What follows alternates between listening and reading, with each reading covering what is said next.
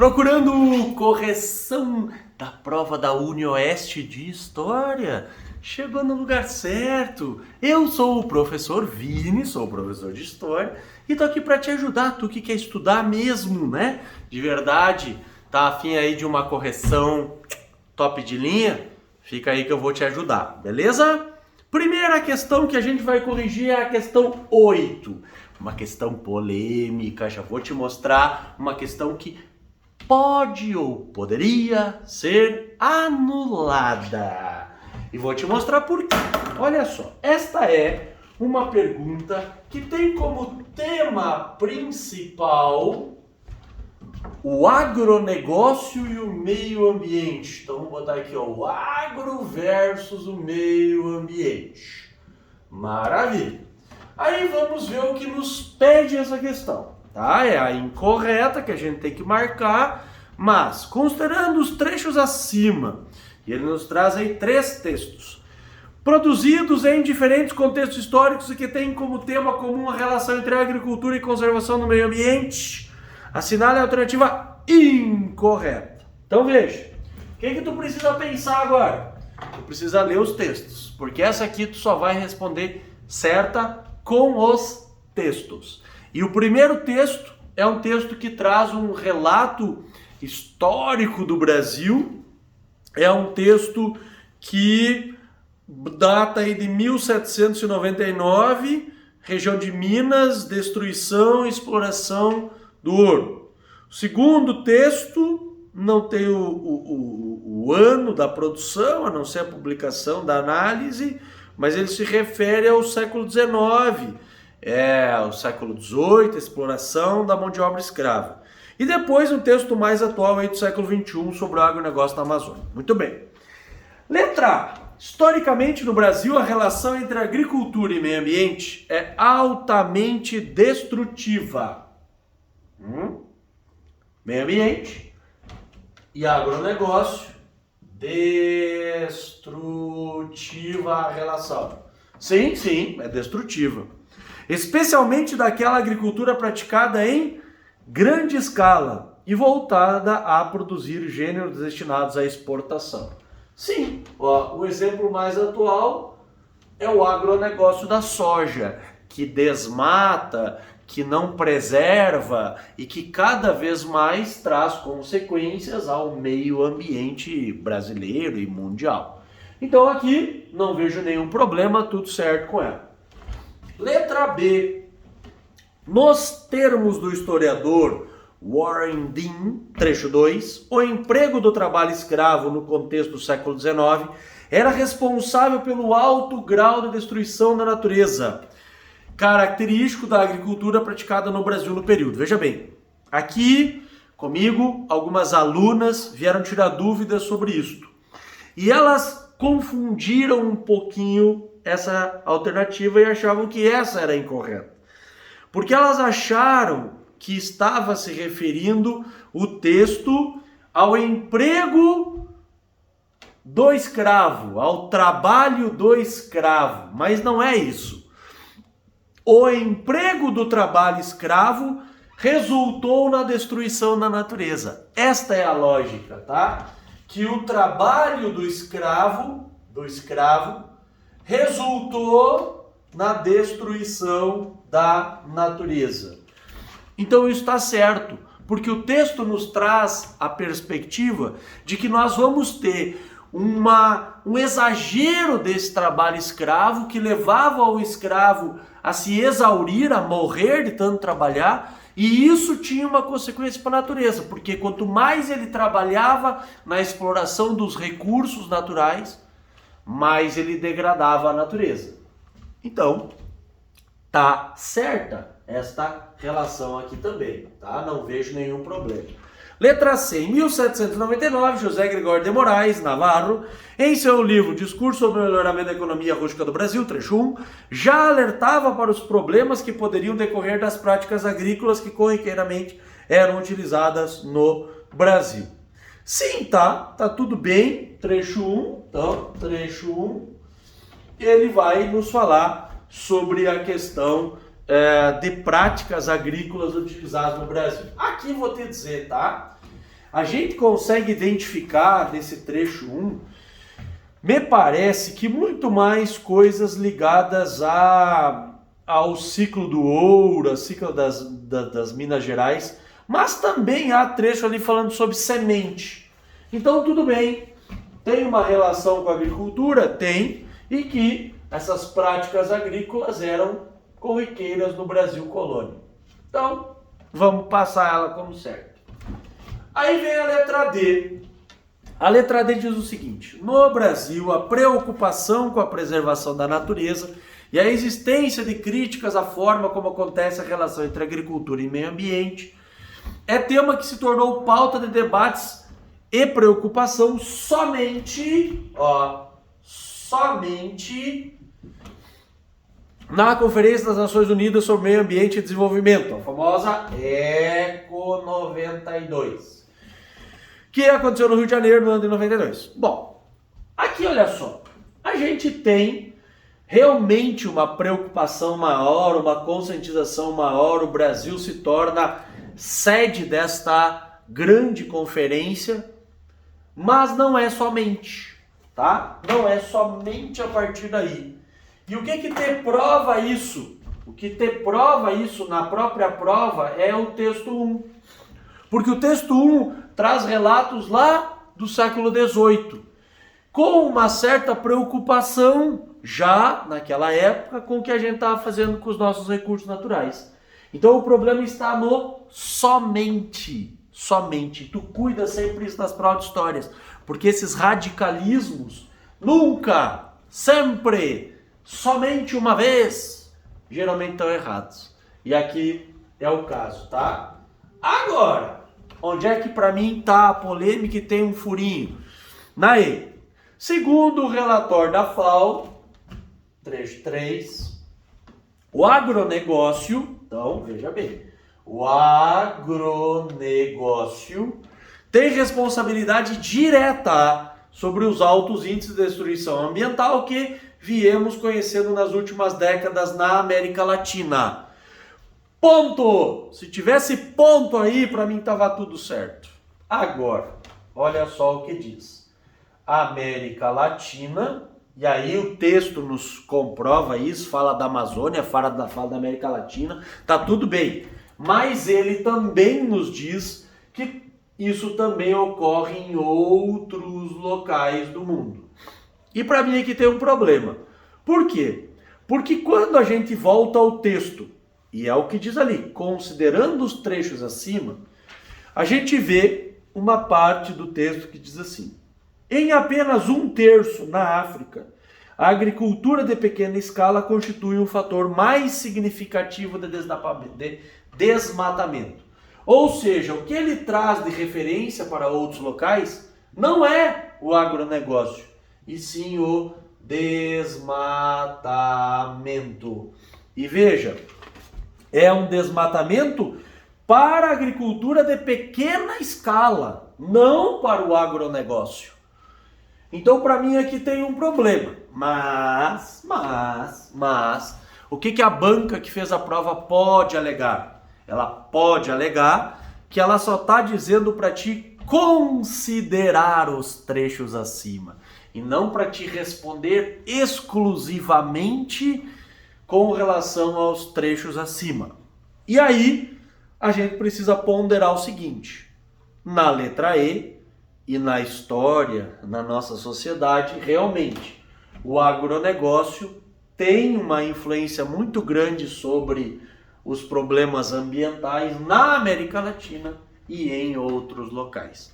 Mas eu não gostei dessa questão, vou te dizer que eu não gostei. Eu acho que aqui deixou brecha para um debate desnecessário. Eles podiam ter feito essa alternativa mais clara. Mas é isso. Então aqui a alternativa correta da prova é a letra D, por causa do somente. Questão 9. Questão 9, meus queridos, traz aí uma charge do nosso querido Quino, né? Junto com a Mafalda, né? A genialidade do Quino é impressionante. Ela aí sofrendo nessa charge aí com um doente e o doente é o nosso planeta, né? Infelizmente. Questão 9 nos pergunta o seguinte, sobre o Covid-19. Então, qual é o tema principal? Covid-19. Mais o quê? Mais o convívio global, mais o nosso globo, vamos botar assim, né? Mais a nossa existência.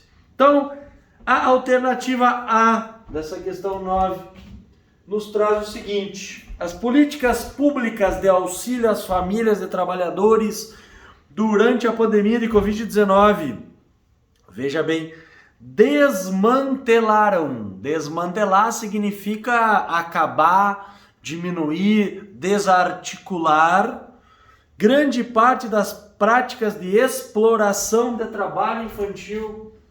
Então eu te pergunto, houve uma diminuição, um desmantelamento do trabalho infantil por causa da Covid-19? E a resposta é não. Por quê? Porque a gente inclusive vai ter nos sinais aí, ou semáforos da tua cidade, aqui no sul, sinaleiras, muitas crianças ali tentando sobreviver ao aumento da pobreza, dificuldade de sobreviver. Então, isto aqui não pode estar certo, tá? Não vamos nem ler o resto, porque só por isso aqui tu já consegue entender a questão. Letra B. O crescimento de grupos radicais. Opa! Radicais. Assim como o aumento da intolerância e agressões via redes sociais. Então, radicais, agressões, redes sociais. Tá tudo certo até aí. Fez com que medidas globais fossem criadas para conter conflitos e extremismos. Isso é verdade, até aí tá tudo certo. Foram tomadas algumas medidas em alguns países sérios, fizeram isso. Isso facilitou o consenso mundial, né?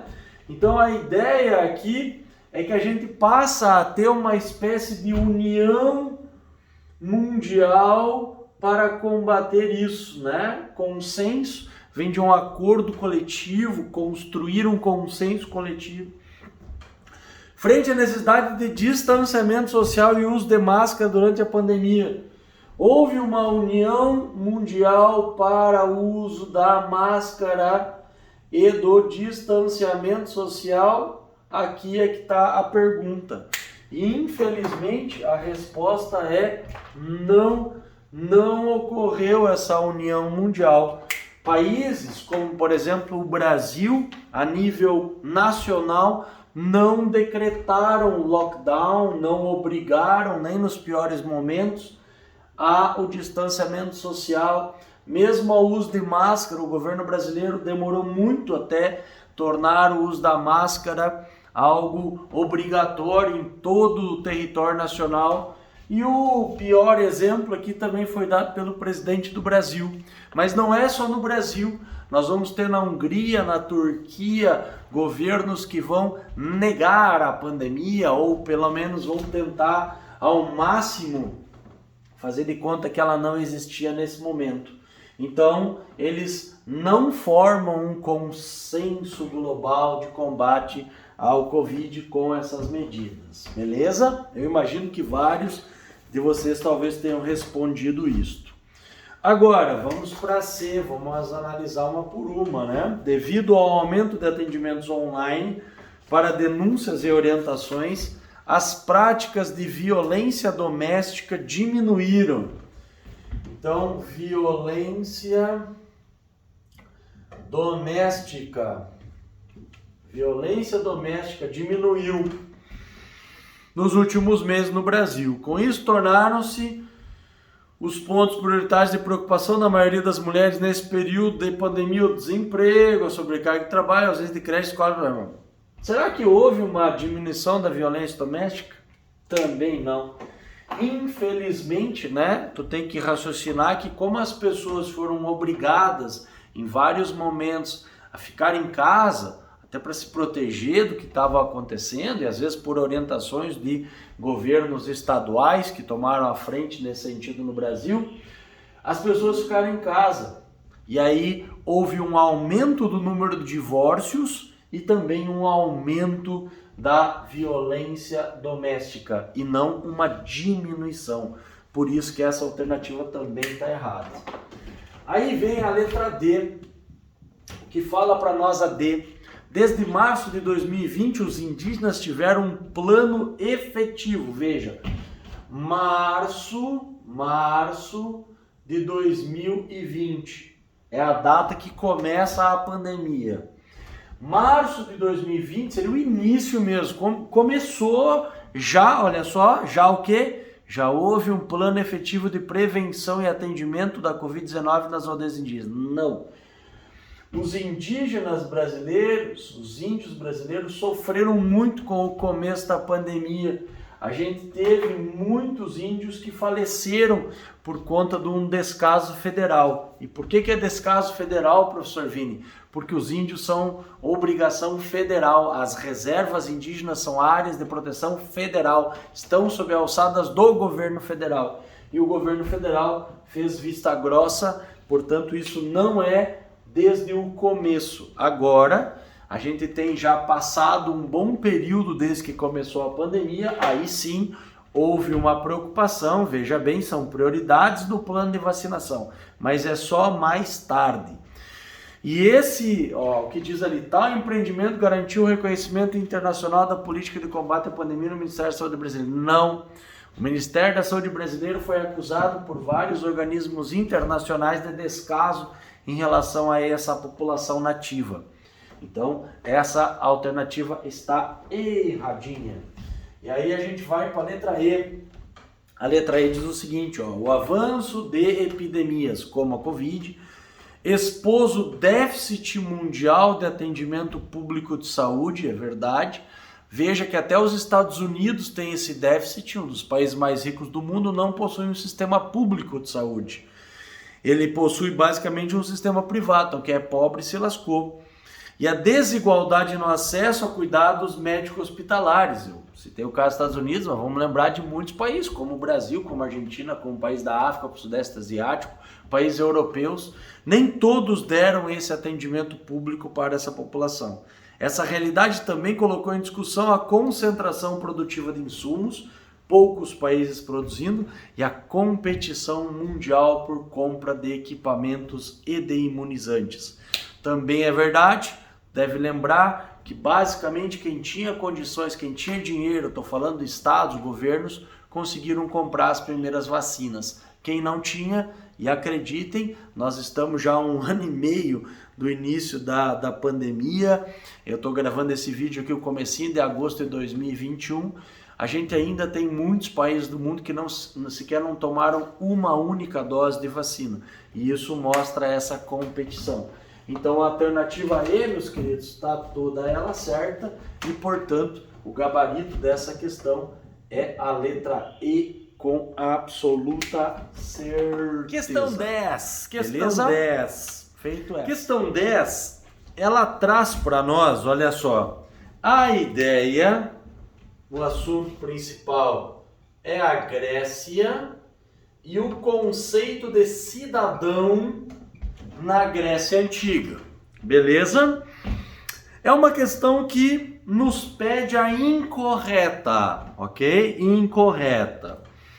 Letra A. Letra A diz assim para nós, as cidades-estado, as polis gregas, que tu vê ali no texto, nunca deixe de ler o texto é fundamental para te gabaritar, para te acertar todas as questões de humanas. As cidades-estados, as polis, no sentido específico do termo, eram estados autônomos, sim, né? Cidade e estado, então é uma cidadezinha que é um país, vamos dizer, independente, possuindo suas próprias leis, moedas e divindades tutelares, os deuses que cuidam de cada cidade. Essencialmente, o que as caracterizava era o fato de que os que compunham a cidade, então a ideia é de quem pertence à polis, são chamados de cidadãos, aqueles que compõem, aqueles que criam, né, que fazem parte, que vivenciam a cidade, são os cidadãos. Dividiam o território e tomavam em comum as decisões políticas da cidade. Sim, lembre que isso vai se aplicar especialmente a Atenas. Então tá tudo certo, tá? Letra B. Os gregos designavam de bárbaros, assim como os romanos, os não gregos, tá? Então é uma alternativa que nos fala sobre os bárbaros, tá? Quem eram os bárbaros? Os não gregos. Não gregos, tá tudo certo aí, tá? Ou seja, aqueles que falavam línguas diferentes da sua. Entre os bárbaros, no entanto, haviam aqueles que encarnavam por excelência ser o outro, viver como outro. Não queriam ser grego de jeito nenhum. De que os gregos insistiam em se distinguir. Os habitantes do imenso Império Persa. Sim, ó. Os persas, vale tu lembrar, né, quando tu estuda a Grécia Antiga, são os grandes inimigos dos gregos. Haja vista as chamadas guerras médicas. Médicas, tu lembra que vem do termo medos, que é igual a persas, que são aquelas guerras do rei Dário, do filho dele, do Xerxes, que invadem, batalha de Maratona, batalha de Salamina, aquela história das Termópilas e dos 300, famoso pelo filme. Letra C, tudo certo. Letra C, a história de Atenas, então ó, é Atenas, tá? É Atenas. O que vai acontecer com Atenas? Está relacionada à história da democracia grega. Sim, Atenas é o palco inicial da ideia de democracia.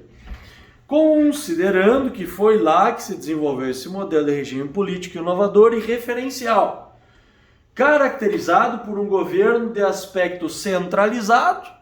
A gente pode ter democracia centralizada ou descentralizada, tudo bem. Agora, onde é que está o problema? Arbitrário. É um sistema arbitrário, ditatorial a democracia? Não. Combina com a ideia de déspota, de um governante poderoso sem limites? Também não. Anticientífica. Aqui daria até para a gente discutir que na Grécia Antiga não tem ideia de ciência ainda. Ciência é uma coisa de iluminista, mas vamos deixar ela fora, porque o resto aqui tu já vai ver que está errado. E ignorava a participação dos cidadãos, né? Então seria contra os cidadãos. E isso tudo, meus queridos, não pode estar certo, né? Porque a democracia, ela luta contra esses princípios. Então aqui nós já podemos assinalar que vai ser a correta a letra C. Mas vamos analisar, porque o objetivo não é só a gente responder qual é a certa, né? E sim a gente tentar estudar um pouquinho. Embora Atenas mantivesse as mulheres afastadas do debate político, então o esquema aqui, o assunto aqui são as mulheres. Afastado do debate político, conferia-lhes, por outro lado, um lugar nada desprezível na reprodução da comunidade cívica. Então o papel das mulheres era o papel de reprodução, criação de filhos e tudo mais. Nesse aspecto, a mulher contribuía para a cidade-estado, através da procriação de seus filhos legítimos. Lembra que eles têm aversão ao estrangeiro, por meio da participação nos cultos cívicos, era integrada à comunidade. Então, mulheres e a sua participação coletiva na produção de filhos, está tudo certo nessa alternativa. Letra E, para a gente fechar, a vida dos gregos na antiguidade era marcada por diversas festas e festivais na honra de seus deuses. Então lembra, né, que eles têm um culto politeísta, tudo certo? Mitologia. Cabe ressaltar a importância dessas festas, esses festivais, para o desenvolvimento da civilização grega, pois nelas também floresciam poesia, música e teatro.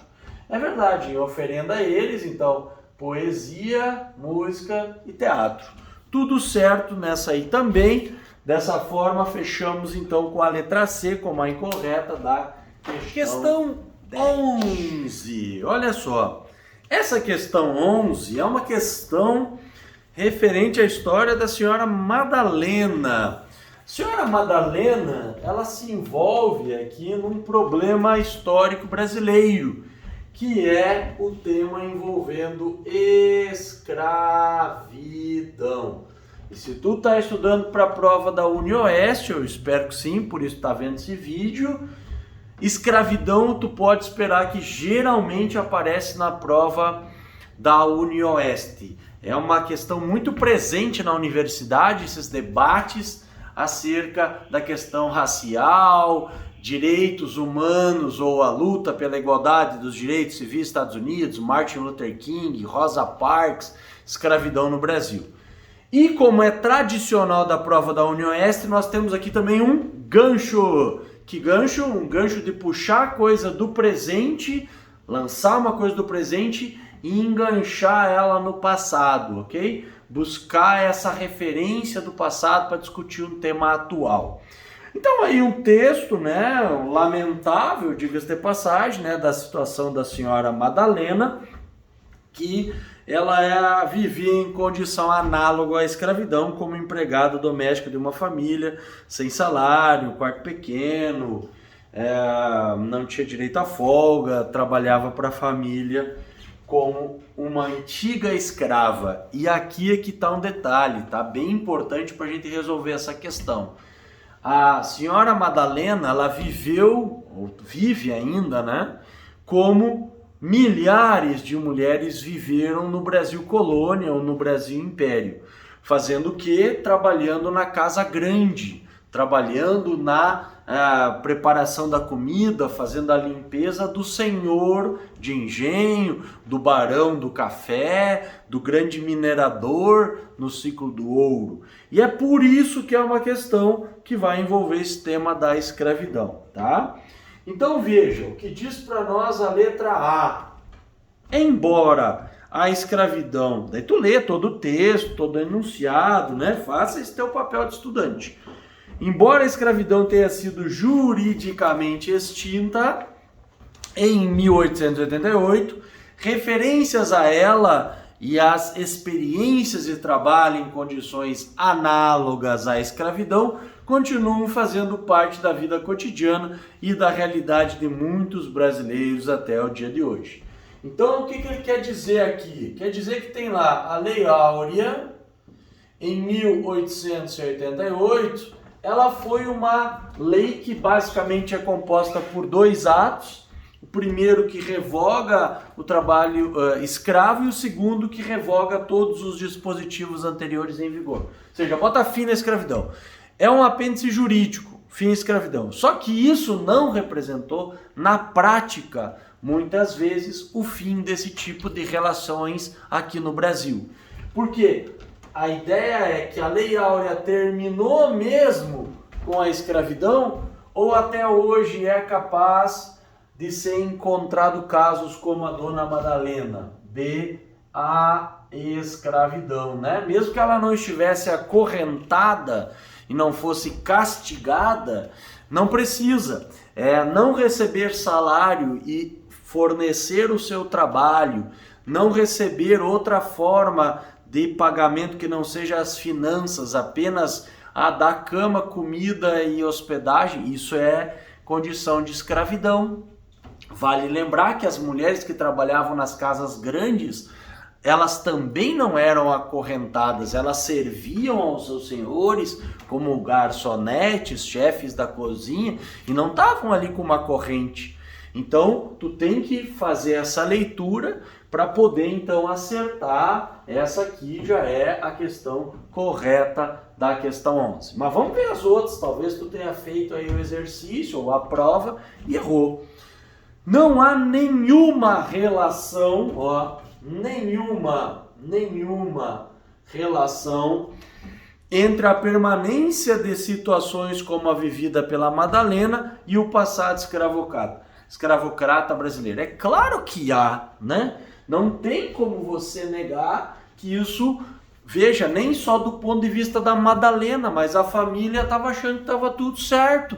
Por que estava tudo certo? Ah, porque sempre foi assim, porque nós estamos aqui fazendo um favor para essa senhora. E não é isso, muito pelo contrário, né? Mas acredita-se numa certa normalidade do processo que está equivocado e vão ser processados, talvez até vão ser condenados aí pelo trabalho análogo à escravidão. Se é que já não foram. Inexiste, tá? Inexiste. Letra C. Qualquer tipo de vínculo entre o modo como aconteceu o processo de extinção do trabalho escravo no Brasil e a continuação de práticas que, ainda nos dias de hoje, remetem ao período escravocrata. É um pouco do que eu já comentei aqui, né? Mas o que está errado, né? Inexiste.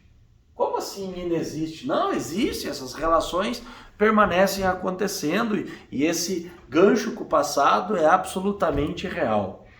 D. O caso da Madalena é isolado. É um caso isolado, é um caso único e não deve servir como referência para pensar no Brasil como um todo. Infelizmente não é. A gente vê vários casos de trabalhadores urbanos, como é o caso aí da dona Madalena, serviços domésticos, mas a gente também vê o quê? Muitos casos na área rural, de gente que é levada para uma fazenda, lá trabalha ou para um garimpo e recebe como compensação pelo trabalho, comida, hospedagem, trabalho análogo à escravidão. E deve ser denunciado porque é um crime aqui no Brasil. No Brasil e na maior parte do mundo hoje em dia, felizmente. A sociedade brasileira, então não é isolado, né? A sociedade brasileira já resolveu todos os problemas decorrentes da sua história escravocrata. Todos os problemas foram resolvidos? Aí te pergunto, racismo no Brasil não existe? Acabou? Já está fora, né? Não são todos os problemas decorrentes. E assim sendo, as gerações atuais não têm responsabilidade. Não, né? A gente pode pensar aqui, por exemplo, né? Da funcionalidade das políticas de ação afirmativa, que são as cotas, para tentar combater esse tipo de desigualdade social no Brasil. Feito o brick? Questão 11. Questão 12. Deve ter visto aí que na prova tinha uma inspiração by U2, né? Sunday Bloody Sunday. É uma canção, né? Bonovox e seus amigos, sobre o Domingo Sangrento, aonde? Na Irlanda do Norte. Para a gente fazer essa questão, eu já preparei aqui um mapinha, lindo mapinha, né? Tá vendo que eu sou um homem talentoso para isso. Brincadeira. Olha só, desenhei aí para te entender um pouco da geografia dessa região. Presta atenção.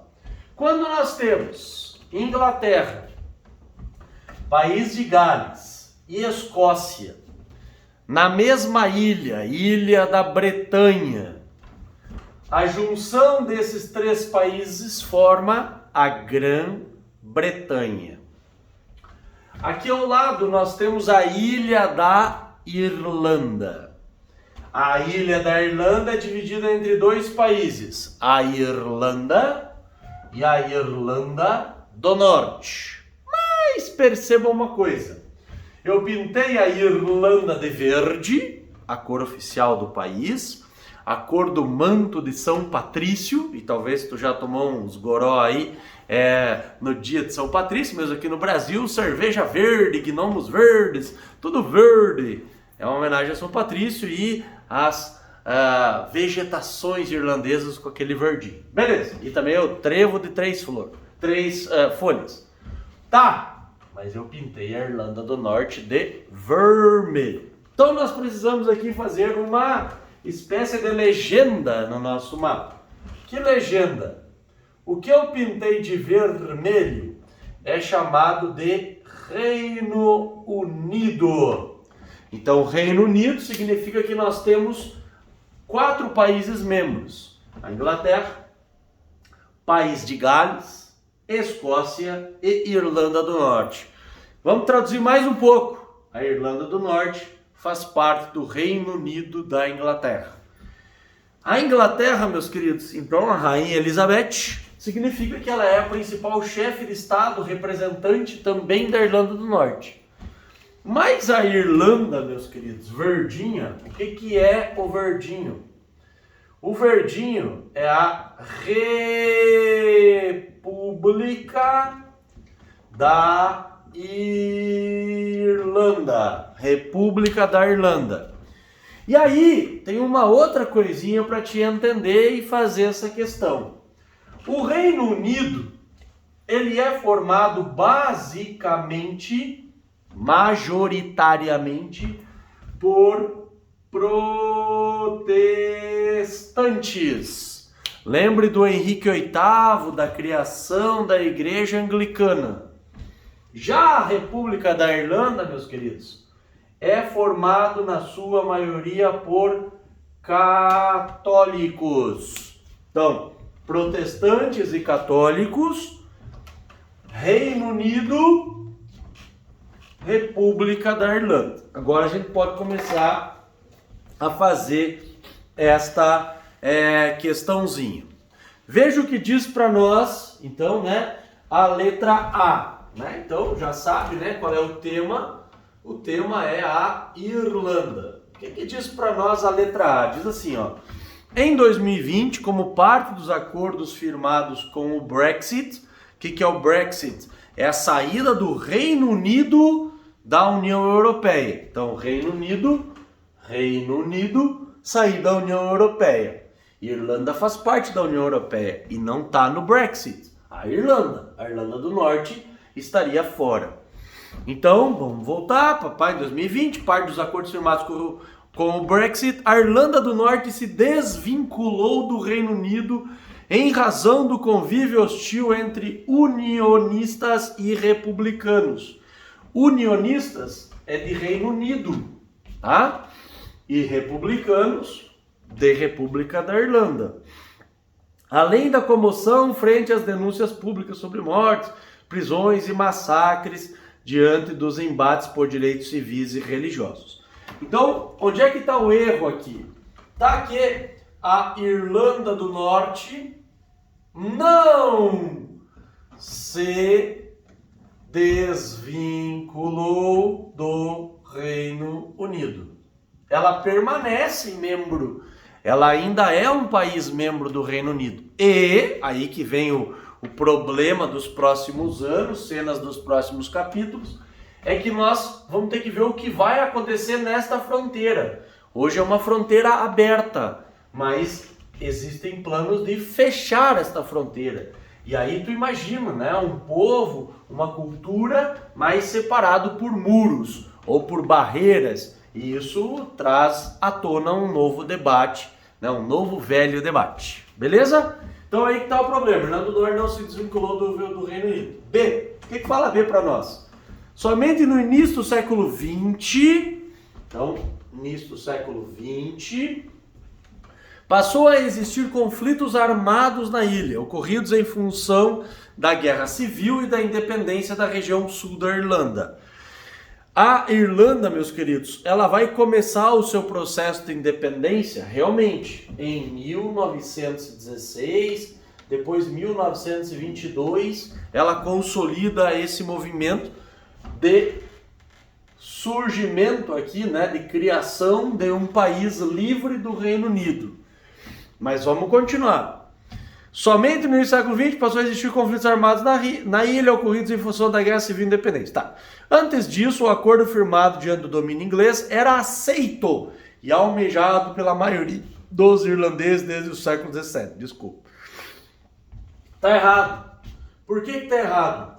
Porque nós temos a famosa rebelião irlandesa de 1798. Ó, o ano.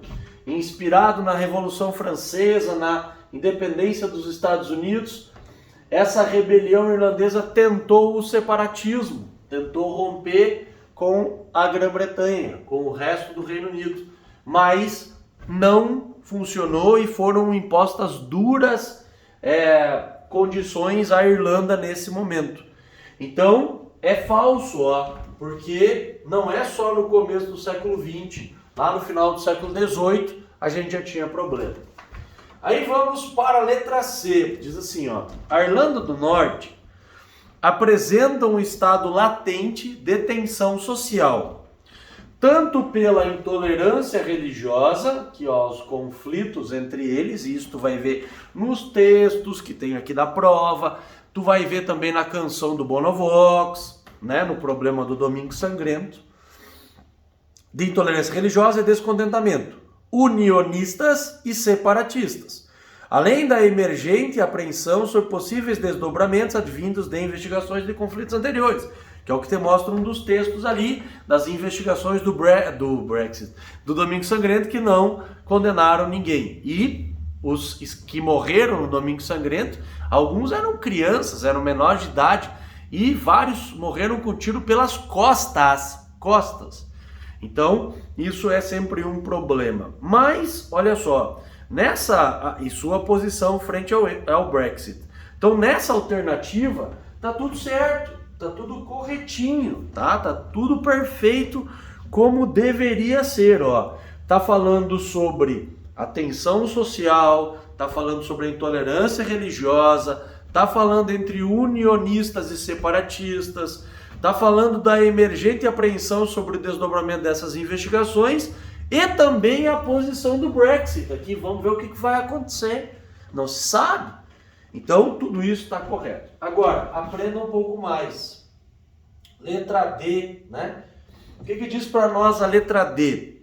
O IRA, Irish Republic Army. O IRA, o Exército Republicano Irlandês. Veja, se ele é republicano, significa que ele está vinculado com a Irlanda. E esse exército republicano irlandês foi muito famoso, ele fez muitos atos, ele cresceu inclusive após o Domingo Sangrento.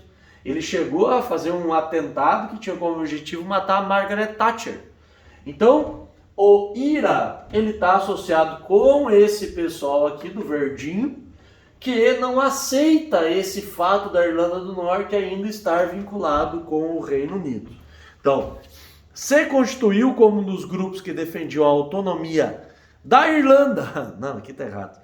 Por quê? Porque o IRA, né, não é da Irlanda do Norte, é da Irlanda do Sul, vamos dizer assim. É da Irlanda, da República da Irlanda, e não da Irlanda do Norte, tá? E depois ainda continua. Frente ao Reino Unido, contando com a maioria de apoiadores protestantes. Não também, porque o IRA é formado por protestantes, aqui protestantes de protesto, é formado por membros católicos. Se ele está, ó, de novo, católicos, são a maioria na República da Irlanda. Beleza? Então essa daí tem duas coisas equivocadas. Essa alternativa, por isso que ela está errada. E aí vem a E. O acordo firmado em Belfast, 1998, em Belfast, a gente tem um acordo de paz, tá? É selado os tratados da Sexta-feira Santa, que é quando coloca fim neste conflito.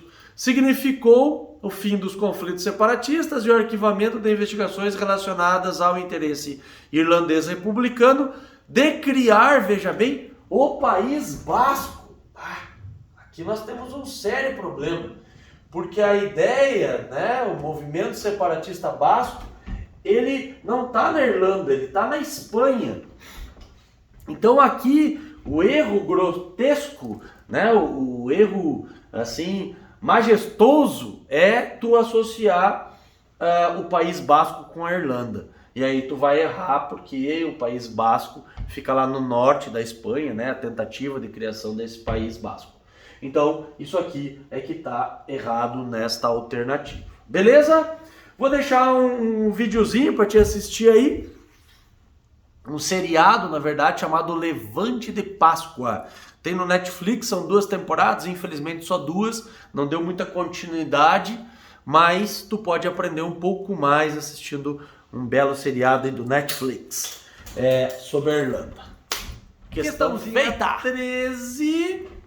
é uma questãozinha, olha só, sobre o nosso amado feudalismo, Idade Média no Ocidente.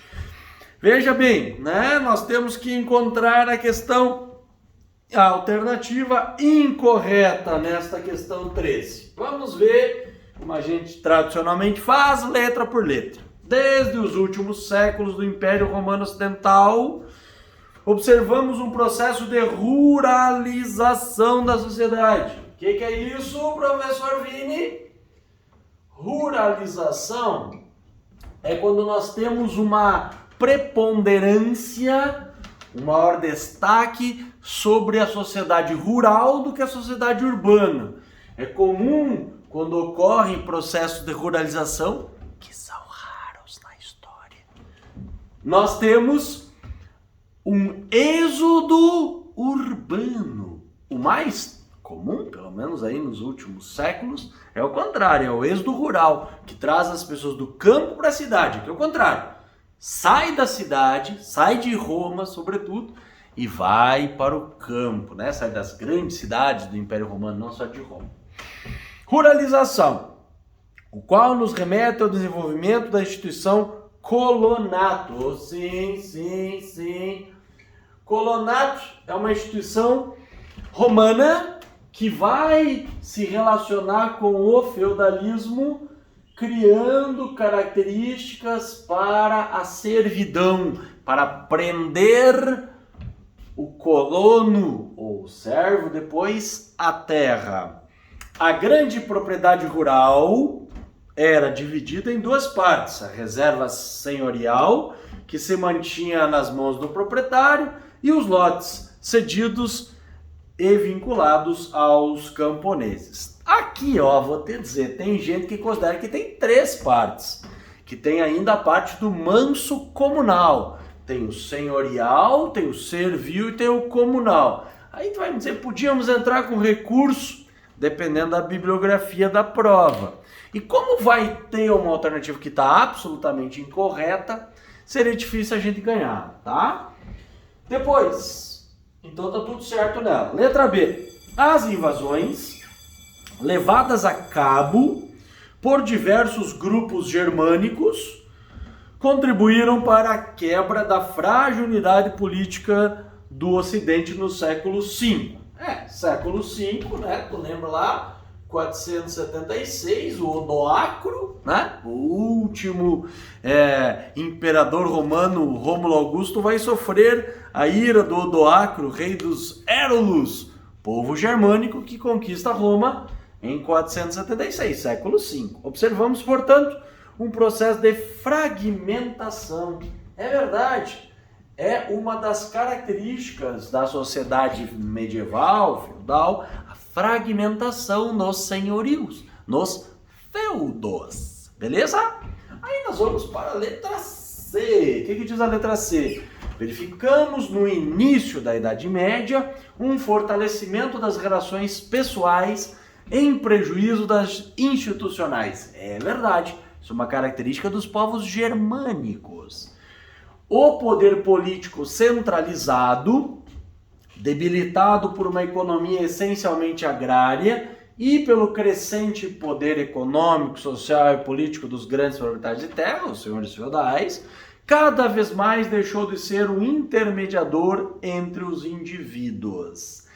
Então é verdade, tá tudo certo nessa alternativa C, né, que basicamente nos fala sobre as relações pessoais tendo maior preponderância sobre as instituições. Aí vamos para a letra D. O movimento de constituição de grupos armados particulares já ocorria entre grupos romanos e germânicos no período de transição, Antiguidade e Idade Média, se intensificando no século IX, com as invasões vikings, muçulmanas e húngaras, Magiari, aos territórios do Ocidente Europeu. Como parte desse processo, surgiram diversos castelos e fortalezas na região. Sim, tudo certo também, As invasões desses povos, né, intitulados por vezes de povos bárbaros, elas vão causar uma instabilidade, vão causar uma insegurança, e para fugir dessa insegurança, da violência desses ataques, a construção dos castelos como fortaleza. Lembra que um castelo tem uma perspectiva de uma fortaleza militar? Está absolutamente correto. Aí nós vamos para ele. Veja bem o que diz aí. Desde o processo de cristianização do Império Romano. Então nós estamos falando de cristianismo. No século I, né? Porque é a partir daí que nasce então a figura de Jesus de Nazaré, que depois para alguns vira uma divindade, vira Jesus Cristo, tudo isso século I. Ocorreu a clericalização da sociedade. Também, ao longo dos primeiros séculos ainda do Império Romano, nós vamos ter os cristãos perseguidos, mas depois, a partir do Concílio de Nicéia, eles têm então a possibilidade de criar uma instituição. Surge o clero católico. Isso é possível graças ao Édito de Milão de 313. Tudo bem. Porém, esse processo não pode ser considerado relevante. Não pode ser considerado relevante. Tendo em vista que a religião cristã não se tornou, naquele momento e depois, elemento de transformação da mentalidade ocidental, exclusivamente grega e racional. Não, né, cara? Isso aqui tá errado. Por quê? Porque o cristianismo criou os pilares para o pensamento pautado na fé, haja vista aí Santo Agostinho, depois São Tomás de Aquino, por mais que aí ele vai propor uma proposta de conciliação entre fé e razão. Mas não é uma sociedade racional, não é uma sociedade que se inspira nos elementos gregos. Então, isso tudo está tudo errado, porque o cristianismo se tornou absolutamente dominante na Europa medieval. Então, essa alternativa aqui é a corretinha e ela é que vai ser a incorreta desta questão 13. Feito? Questão 14. A questão 14, meus queridos, é uma questão que tem como tema principal a Guerra do Paraguai. Então, Guerra do Paraguai é o tema dessa questão, que nos traz aí 2 trechos de textos e mais 2 fontes históricas para vocês se basearem, né, na resolução dela. Mas mesmo dessa vez ignorando um pouco todos esses textos e estudando a Guerra do Paraguai, tu conseguiria resolver essa questão. Vamos te ajudar, olha só. Alternativa A, o que diz para nós? É correto, tá? Correto. Durante o conflito, um número expressivo da população paraguaia foi dizimado. Muitos mortos. É verdadeiro. 70%. Verdadeiro. Tem algumas fontes que trazem até mais que isso. Porém, o país conseguiu se reerguer e manter o seu potencial econômico. Então, o Paraguai se reergueu e manteve o seu potencial econômico. Isto é verdadeiro? Não. Lembrem, né, que o Paraguai, desses países do Cone Sul, é o mais pobre.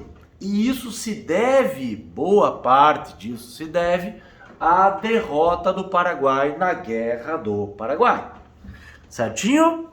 Então, por isso que está errado, tá? E aí depois ainda te ajuda a resolver, né? Como o mais forte país de toda a América Latina até metade do século XX. Errado.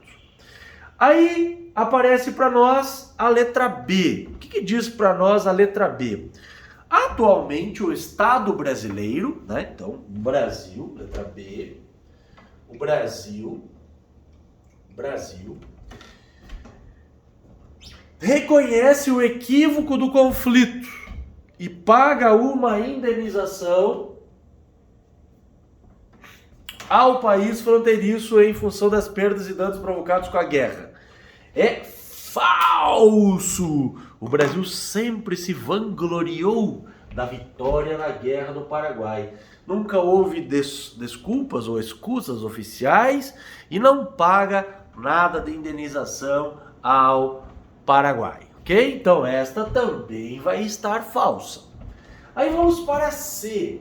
Letra C diz assim: a presença de civis paraguaios no combate foi algo planejado. Civis. Plano, vou botar aqui, planejado. Não teve esse planejamento. Solano Lopes recorreu à população civil para tentar salvar a loucura da sua guerra.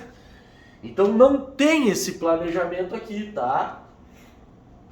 Foi uma medida de desespero. Por isso, contaram com treinamento apropriado e conseguiram conter as tropas da Tríplice Aliança. Também não, né? Lembra que a Tríplice Aliança é a vitoriosa na guerra. Uruguai, Argentina e Brasil, tríplice de 3, vão vencer. Então essa alternativa também vai estar, o quê? Erradinha, beleza? Aí vamos para a letra D. Vamos para a letra D. O que diz a letra D? A vitória na guerra trouxe um breve fortalecimento da monarquia brasileira. Então vamos botar um Vzinho de vitória para a monarquia brasileira. Né? Lembra que nós estamos no segundo reinado, que é considerado um regime monárquico do Dom Pedro II. Tudo bem. Mas esse fortalecimento não foi suficiente para evitar a subsequente queda da estrutura imperial. Lembrem, né, que a partir da Guerra do Paraguai, nós temos um fortalecimento do exército brasileiro. E no movimento militar brasileiro, nós começamos a ter as ideias positivistas. Benjamin Constant é o principal nome, e ele começa dentro do exército a minar a monarquia com as ideias positivistas, que são republicanas, um governo forte, mas republicano.